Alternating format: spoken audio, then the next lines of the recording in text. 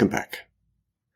In a couple of past lectures, namely lectures 64 on EEPROM and 45 on the SD card, we had a quick look at the memory architecture of the Atmega microcontroller. We learned, for example, that there are 3 types of memory that we have under our control. And here is a summary of them. There's not much memory to go around, so we need to take care of it. Although we have not reached the limit of any of these memories in our lectures, you will once you start creating projects. For example, in my DMD notification system, the memory footprint of the sketch dictated the use of the Ethernet shield instead of the Wi-Fi breakout. The library required for the Wi-Fi breakout was simply too large to fit in the flash memory without serious optimization. It is worth knowing that the memory architecture that the Atmega and most microcontrollers use is called Harvard architecture. A computer built based on this architecture has a separate dedicated memory for the instructions, which is a program, and for the program data. And it looks like this. Your regular PC follows the von Neumann architecture, where the same physical memory is used for instructions, the program, and the data. While Harvard's architecture can yield better performance, von Neumann's is more flexible for general-purpose applications. Since microcontrollers are meant to perform a particular task reliably and efficiently, it makes sense to design them based on the Harvard architecture. In this lecture, we'll look at some design and programming principles and considerations you can follow to make better use of your Arduino's limited memory resources. Flash memory is usually our first consideration since it's the first memory we consume when we upload a sketch. When you hit the upload button, the Arduino IDE will compile the sketch into machine code and then attempt to upload it into the microcontroller. If all goes well and the sketch size is below the flash memory limit, you will get this nice message, "Done uploading," followed by the binary sketch size figure in the console. In this example, there's plenty of space left and there's nothing to worry about.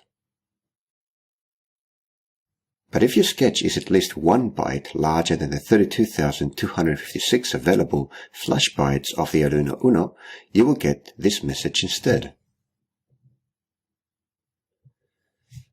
To generate this error, I simply found a sketch that required 31 kilobytes of flash storage and included a new library.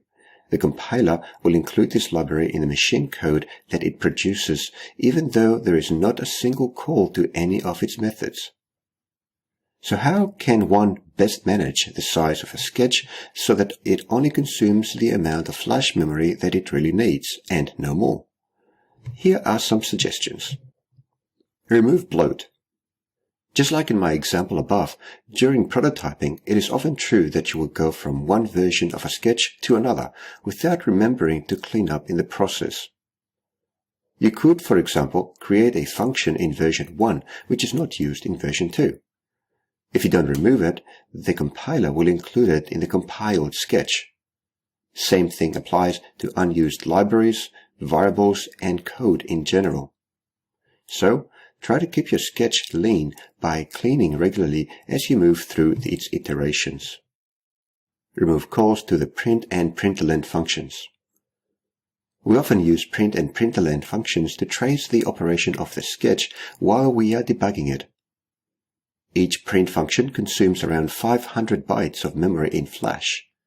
Often in my sketches, I find so many references to print or println that removing them frees up 2 to 3 kilobytes of flash memory. Use constants. When you declare a variable and you know that its value is not going to change, you can declare it as a constant. A constant allows the compiler to optimize the way that it labels it and references it in memory.